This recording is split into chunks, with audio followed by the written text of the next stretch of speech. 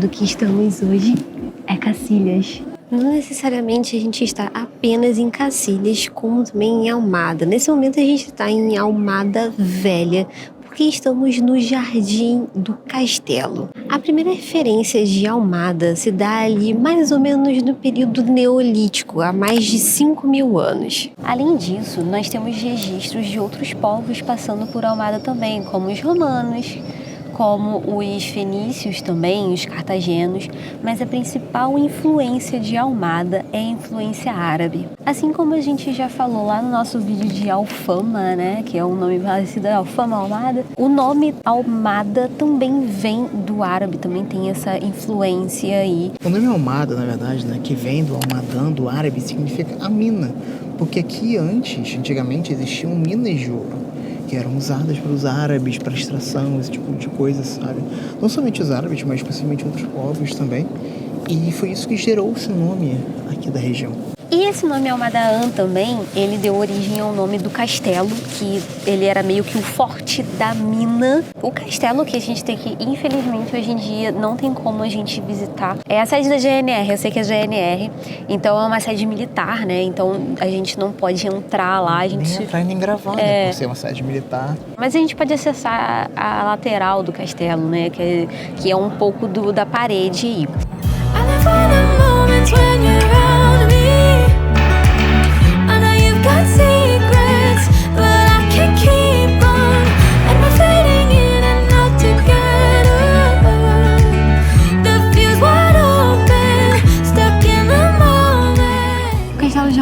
Ele presenciou diversos momentos históricos aqui em Portugal, e por isso que eu falei que ele é tão importante pela parte do lugar estratégico que ele tá. E ele foi desativado a primeira vez em 1825. Foi a primeira vez, então a gente já sabe que ele é bem antigo, não é mesmo? Sim. E aí ele voltou a servir como base em 1831, durante a Guerra Civil Portuguesa. É importante dizer e salientar que todas as informações que estamos trazendo aqui, elas estão disponíveis no site da Câmara Municipal de Almada e também no site de Turismo de Portugal. E foi onde nós buscamos as informações. Nós não estamos trazendo isso da nossa cabeça, esse tipo de coisa. Então, se tiver algo que você, português, principalmente, não concorde ou que você acha que poderia ter faltado alguma coisinha para trazer aqui, deixa nos comentários, obviamente com respeito ao que possivelmente em uma outra oportunidade, em algum outro vídeo a gente traga aqui para poder complementar o que já fizemos antes.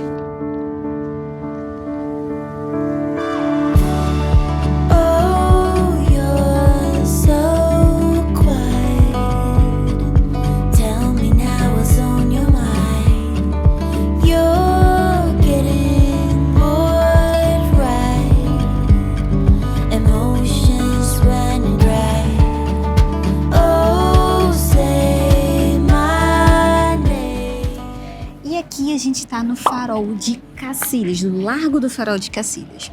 O farol, ele data aí de 1886, porque ele foi colocado no lugar de uma lanterna que tinha aqui, que guiava os viajantes na época das navegações, né? Então ele já era importante aqui. Um fato muito interessante a respeito do farol é que em 1978 ele foi movido para o Açores, para a ilha de Açores, né? E ele só voltou para cá em 2006, ele só voltou para o seu ponto original em 2006. Então é um negócio interessante de terem movido ele daqui para Açores, depois trouxeram de volta. E, cara, esse lugar aqui é muito gostoso. É muito tranquilo, você só ouve o barulho das ondas, assim, o barulho dos catamarãs, catamarã, navio, barca, enfim, eu não conheço tanto bem náutica assim, mas enfim, do transporte que traz pra cá, sabe, as pessoas caminhando. Então, assim, um lugar que é assim, bem legal pra relaxar, tem uns banquinhos, sabe, dá de pra frente sentar, pro rio, assim, você senta assim, na beira do rio e você fica só apreciando a vista de Lisboa, sabe, é muito bonito. É muito gostosinho aqui.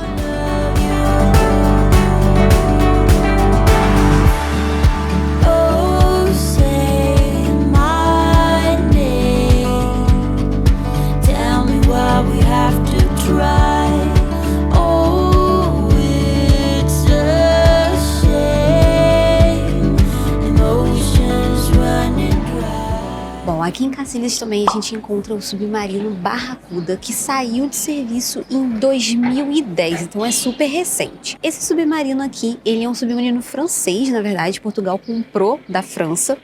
E, posteriormente, lá em 1970, na década de 1970, ele foi vendido novamente para a França, que então vendeu para o Paquistão. Então, ele deixou de se chamar Barracuda e ganhou um novo nome. Só que, obviamente, ele retornou para terras portuguesas e ele está aqui hoje. Infelizmente, não tem como visitar ele ainda não está aberto a visitações, o que eu fico muito triste, porque eu já visitei um submarino. Eu fui no submarino Riachuelo, lá no Rio de Janeiro, que foi um submarino, inclusive, que meu pai serviu quando ele era na Marinha, quando ele estava na Marinha. E é muito legal visitar e eu gostaria muito de conseguir mostrar como ele é por dentro. Uma coisa bem interessante também desse submarino aqui é que ele tinha mais ou menos cerca de 12 mil litros de água potável para o uso da tripulação, né? Só que em tempos de muitas pessoas ali dentro, essa água era racionada para servir apenas para higiene básica. Porque esse submarino aqui chegou a ter cerca de 36 pessoas servindo dentro dele. Assim, gente, quando a gente vê filme com submarinos, parece aquela coisa meio claustrofóbica e tal. E olhando para ele aqui agora, eu acredito que deve ser realidade. Deve ser bem claustrofóbico você com 30 pessoas dentro de um lugar desse no fundo do oceano. Nossa, pra mim deve ser muito surreal. E assim, por mais que ele de fora pareça grande, como eu falei, como eu visitei um, por dentro é tanto maquinário, é tanta coisa. Que mantém as pessoas vivas. Não só viva, mas pra ter um bichinho funcionar. Operar também.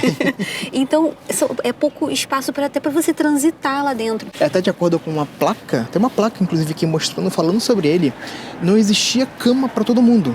Então, as pessoas tinham que dormir em que eles chamavam de camas quentes. Camas quentes era nada mais nada menos que, enquanto uns dormem, outros trabalham. E o porquê camas quentes? Porque não tinha tempo das camas ficarem frias.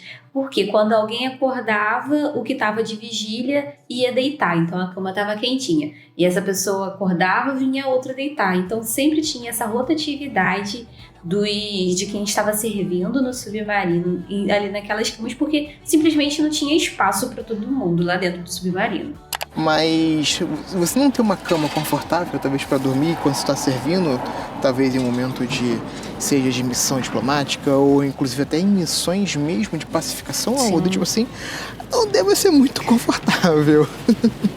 Uma outra curiosidade muito legal a respeito do submarino Barracuda é que a quantidade de milhas que ele já percorreu enquanto estava de serviço corresponde a cerca de 12 voltas ao mundo. É coisa pra caramba.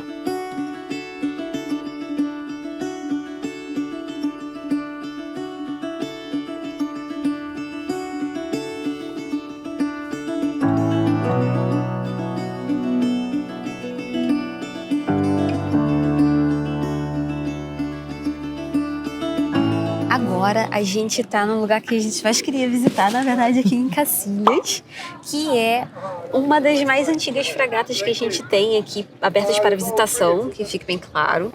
E a gente pagou 5 euros cada um para entrar. Pessoa. É 5 euros, eles aceitam cartão, tá? Eles aceitam multibanco aqui. Importante falar também porque não é todo lugar que aceita o multibanco aqui em Portugal. Então é sempre bom ficar de olho nisso.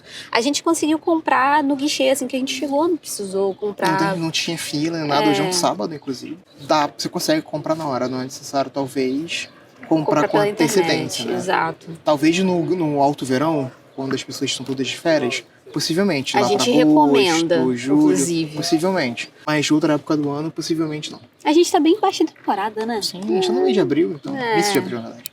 E agora a gente está na fragata Dom Fernando II e Glória, que é uma das fragatas de guerra mais antigas do mundo. Essa fragata data de 1821, ela foi feita lá na Índia, só que só botou os pezinhos na água em 1843, então demorou um tempo aí para ele entrar na água. Ela é uma fragata de 4 mastros, eu só tô vendo 2, mas a gente não entende muito bem de embarcações pra gente falar onde estão os outros 2 mastros. E ela foi feita para poder acomodar cerca de 50 peças de armamento entre canhões e coisas do tipo. Só que, na verdade, ela nunca andou armada. Esse foi o último navio à vela português mesmo, né? E ele foi o último também a fazer a carreira das Índias, né? A gente sabe, a gente conhece por conta da história todas as viagens à Índia que Portugal acabou fazendo, tanto que é dito que numa dessas viagens à Índia que descobriram o território do Brasil, né? Então, esse aqui foi um dos últimos que fez esse trajeto. E uma outra coisa, no tempo que ele ficou ativo, ele andou cerca de 100 mil milhas náuticas, né? Porque tem diferença aí nessas contagens, e que conta aí mais ou menos umas 5 voltas ao mundo.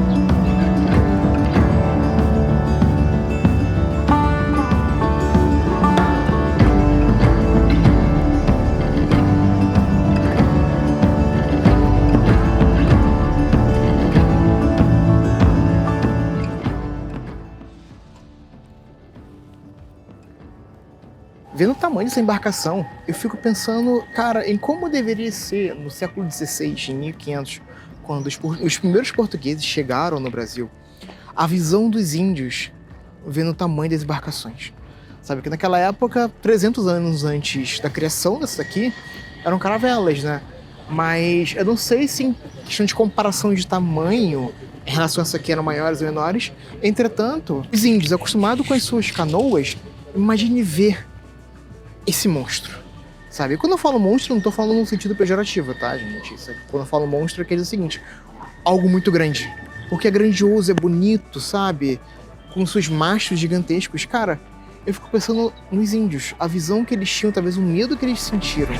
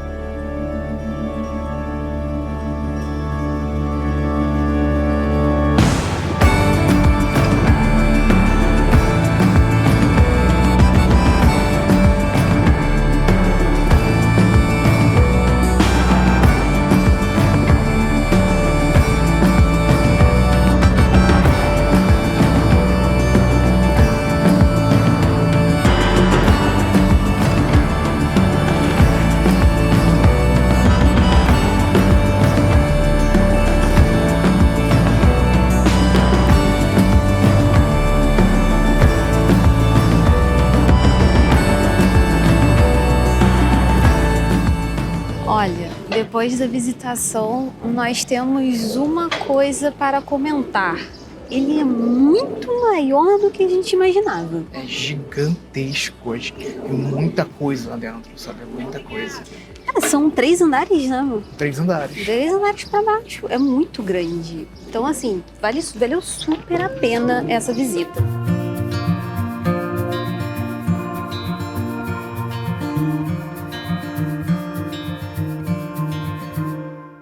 E a gente saindo da área ali do navio, a gente vê umas placas no chão e a gente dá de cara com as salgas romanas. Era uma coisa que tava na minha lista pra falar nesse vídeo, mas eu tava pensando assim, tipo, porra, é uma área, tipo um sítio arqueológico e tal. Não, é literalmente no meio de tudo. Eu achei isso muito louco. As salgas romanas, elas foram descobertas durante uma manutenção na rede de água que eles estavam fazendo aqui. Então foi tipo muito do nada que eles descobriram. Não foi nem na época que estavam implementando o encanamento aqui, não. Foi depois, durante uma dessas manutenções. E aí, eles obviamente descobriram e mantiveram preservado. E as salgas romanas eram onde os romanos, né? Romanos, eles salgavam peixes, faziam compotas não, né? Faziam molhos, faziam várias coisas relacionadas a peixe, né? Porque logo aqui em frente é o Tejo. Então eles pegavam e traziam para essas salgas, que no caso tipo, são tipo uns tanques, né? Sim. Que eles usavam para fazer essas coisas. Inclusive, esse molho que eles faziam aqui, que é o garum, né? Garum, não sei. Que, se eu não estiver errado, você consegue comprá-lo no Teatro Romano. No Museu do Teatro Romano, que a gente gravou um vídeo lá, inclusive. Acho que tem pra vender lá, alguma coisa do tipo, sim. Se não for isso, é a receita. Olha! Mas tem algo relacionado a isso lá no Teatro Romano. A gente foi, eu não lembro de ter visto, não. É bom, talvez a gente até tente voltar. Eu tava na lojinha assim, pequenininha, assim, eu parei pra olhar, quando eu tô nesses museus, gente, eu paro e fico olhando tudo. Eu me perco, sabe? Eu vou embora. A gente se perde, né, meu bem? Inclusive, as salgas romanas, se você quiser dar uma olhada, ela fica bem em frente ao Clube Náutico e também a fragata do lado do submarino. Então, cara, você atravessou a rua, pracinha, tá aqui as salgas já no meio da cidade. Isso se você não vê antes, né? Porque como a gente veio do Farol pra lá, a gente não viu, a gente não tava do lado desse lado da rua. Então a gente não viu primeiro, a gente viu depois que a gente saiu. E a gente vai ficando por aqui nesse vídeo mais histórico que fizemos aqui em Almada. Mais Cacilhas do que Almada, porque a parte maioritária do vídeo a gente ficou em Cacilhas. Inclusive, a gente chegou em Cacilhas via barca, né? Sim. E quanto que a gente pagou na barca? Foi 1,50 a viagem. 1,80, não? É 1,50. 1,50 baratinho, 1,50 né? barato que você compra ali no Caixa Sodré. Você desce do metrô, ali no Caixa Sodré mesmo, você já consegue pegar a barca pra cá. Barca, catamarã. O transporte fluvial. Transporte fluvial. Bonito, hein? E você consegue chegar aqui. Então, e é pertinho. É tudo muito pertinho. São poucos minutos de caminhada de um lado pro outro. A gente passeou pra mostrar pra você. É aquele perto, mas tenha em mente que é o perto de Portugal, tá? Ou perto de Lisboa. Se subir e descer a ladeira, possivelmente. 15 minutos andando que você chega morto lá no topo Porque do negócio. Subiu 15 minutos de ladeira íngreme. Mas vale a pena. Sabe? Vale muito a que pena. Você tem as coisas, a história que você tem contato, sabe? A história riquíssima que Portugal tem. Cara, vale muito a pena. Eu confesso que quando eu tava pesquisando as coisas pra esse vídeo, eu não esperava que eu ia ter tantas surpresas boas em relação ao que a gente teve aqui, conhecendo as coisas de fato, né? Porque lendo é uma coisa, mas você encontrando as coisas pessoalmente é totalmente diferente. Então a gente espera que você tenha gostado desse vídeo. Se você gostou, não esquece de deixar seu like, se inscrever aqui no canal e indicar esse vídeo pra uma pessoa que você acredita que vai gostar desse conteúdo aqui e quer saber mais a respeito dessa parte histórica. E no próximo vídeo a gente te conta pra que lado a gente vai.